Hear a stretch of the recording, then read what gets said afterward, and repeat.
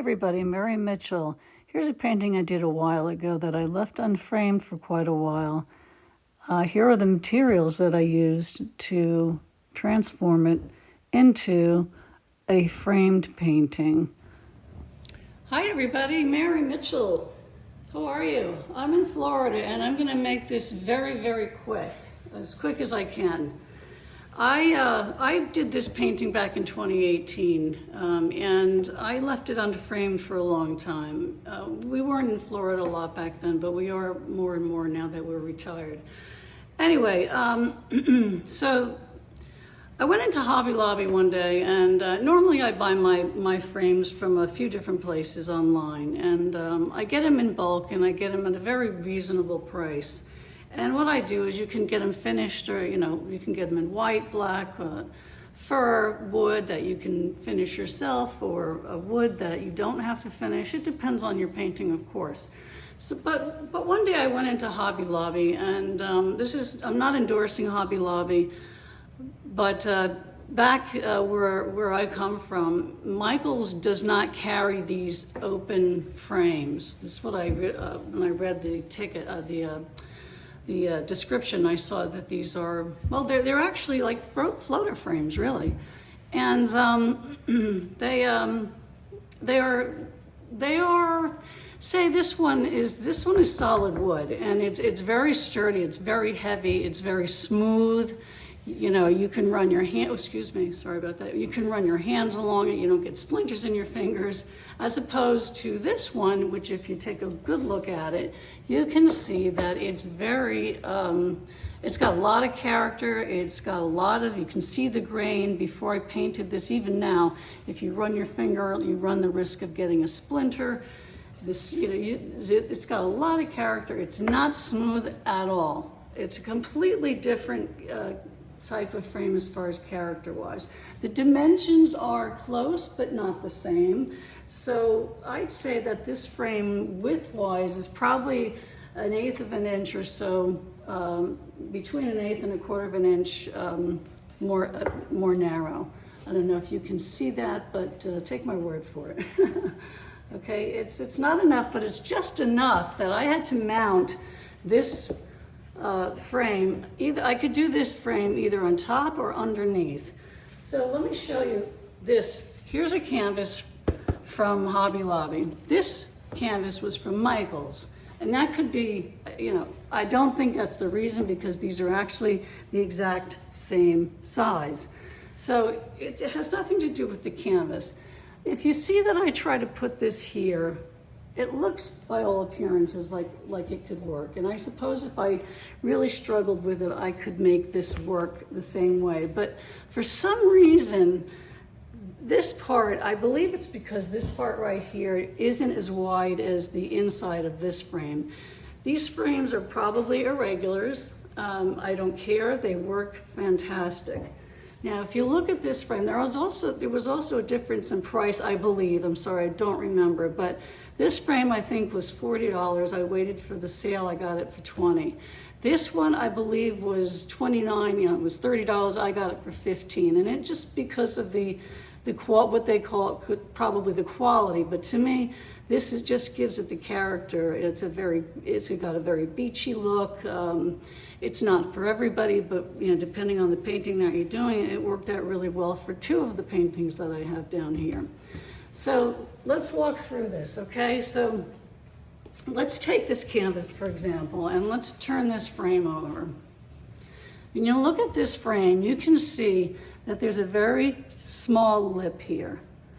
I'm not sure, maybe it's about 1/4 inch, okay? So if I take this right here, very much like a floater frame, and I plop it in there, it's a perfect fit. And you're only losing a very small part of the painting all the way around. Okay, so there you go. It's nice. Now, this is a 3/4 rabbit, so it's 3/4 thick inch frame. So part of it will stick up. That's okay. It worked. It's okay, because by the time you get done fixing this, you can mount it from here to here, or you could put a sawtooth here like this. Okay, you could do it here, but that won't work. You have a few options. You can use the wire and affix the hardware this way and just leave that loose. You have a lot of options. I have a video on framing, and I'm not going to go into that here. But this I would put this way once I get done painting something on here. Now let's go to this frame that I did use, that I did work. Okay, so this painting worked much better when I sat it on top. I had it underneath, but it was very tight fit.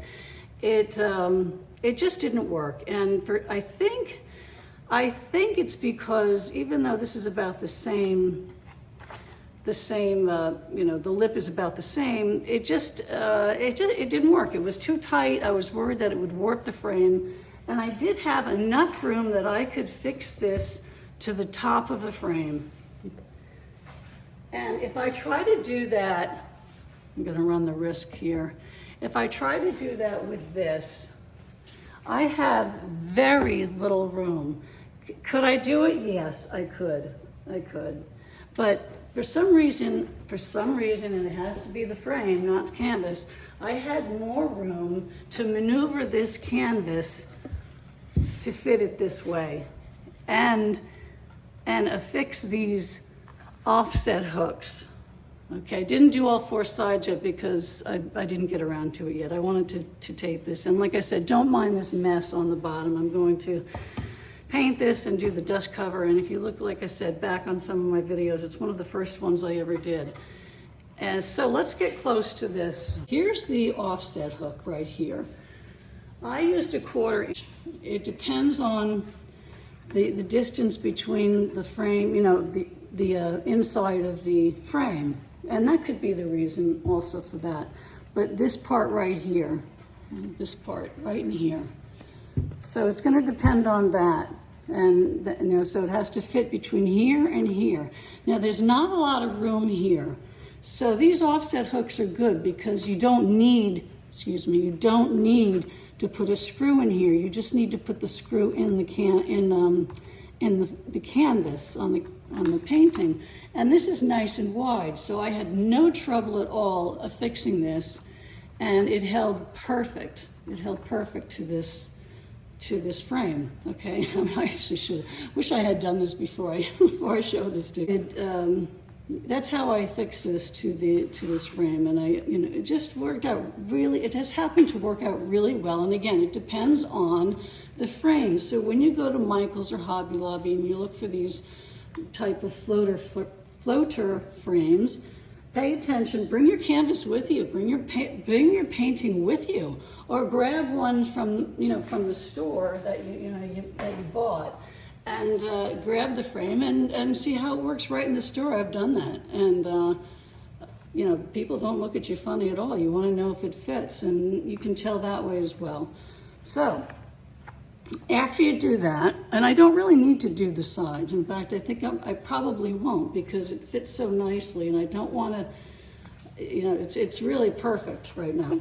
I don't want to run the risk of doing anything. It's nice and tight. So now this canvas is very rustic, as I said. If you look at it, you look at the sides, it's very, very rustic.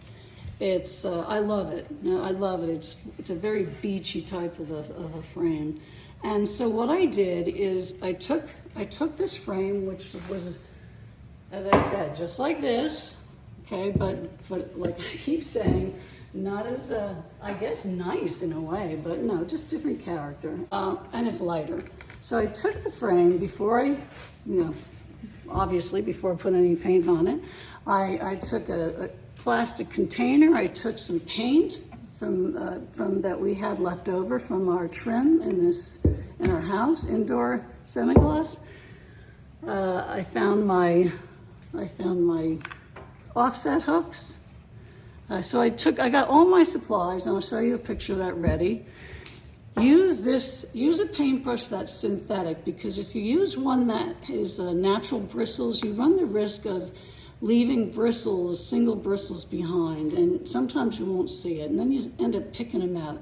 This brush, believe it or not, this brush worked beautifully. It's so cheap. I think it was in a package for $5.99. And you can also use a sponge brush. I started out with a sponge brush, but I ended up sticking with this one because I could get into the corners really good. So you're gonna have your brush, you're gonna have your paint, you're gonna have your tools, and you're gonna have your glass of water to rinse your brush out once in a while, and you're gonna just start painting the frame. Just start painting the frame, that's it. Give it 2 or 3 coats, okay? And see if I can bring this out, there we go. 2 or 3 coats, just see how, what looks right to you, how you want it. Another idea that you can do if you wanted to give it a really beachy look is you could sand some and have some of the wood come through. You can do a lot with these frames, and it's just so much fun. And once I got this, attached to the top of it and hung it, it looks fantastic. And I'll show you a picture of that at the end of this video. Okay, guys, that's it. This is a real quickie. I hope you get something out of it. Hobby Lobby or Michael's. It's very much, you could call it a floater frame, and they called it an open frame. You can mount it on the top or underneath if you have enough room, and you can paint it any way that you want. It's very easy to mount, and let your imagination run wild and have a great time. Talk to you soon, guys. Bye-bye. Okay, here we go. It's all done. Well, it's been all done for a few days now, but here you get a good look at it. It goes well in this room. It's the perfect size wall for this size painting. Just know that you have options and have some fun. Take care. Bye-bye.